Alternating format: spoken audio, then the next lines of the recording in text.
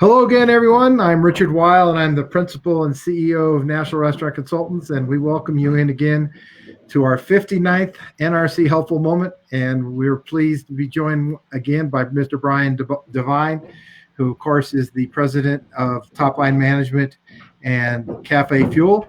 And today our special guest is Mr. Corey Uphold, who's the executive chef at Atlas Bistro, and he's also a very infamous and famous chop champion. That's awesome. And we're really delighted to have you, Corey, and thank you for being with us and taking some time.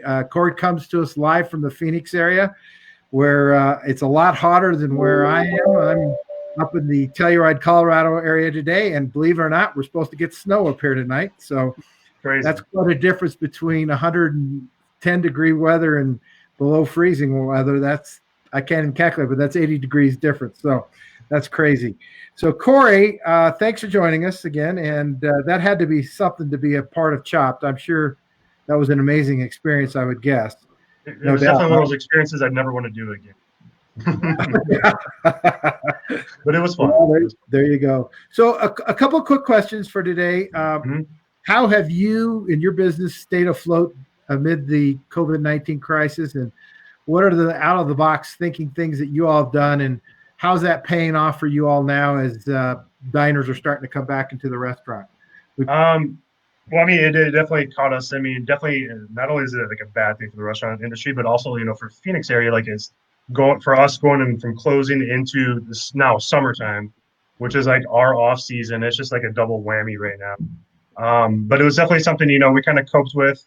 As soon as Doug Ducey announced the closure, we reacted very quickly to doing some some takeout.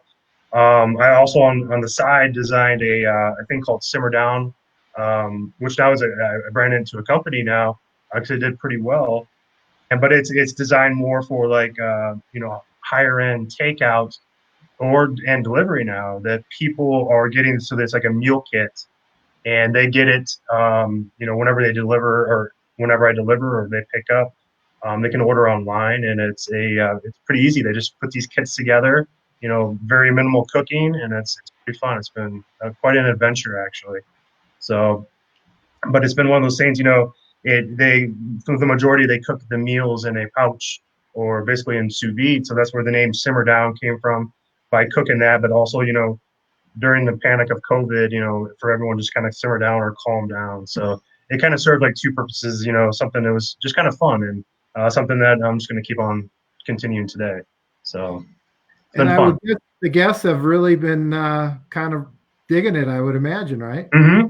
Yeah, no, to me, it's definitely funny, instead of, because I'm a fine dining background. So instead of just, me now thinking about a plate or something like that, or a nice, beautiful plate up, now I have to think about what reheats good and easily for somebody at home, with minimal cleanup, minimal cooking, and it's still delicious. And, in a sense, it's high end. So it's been fun. It's been a lot of fun. Okay, well, that's awesome.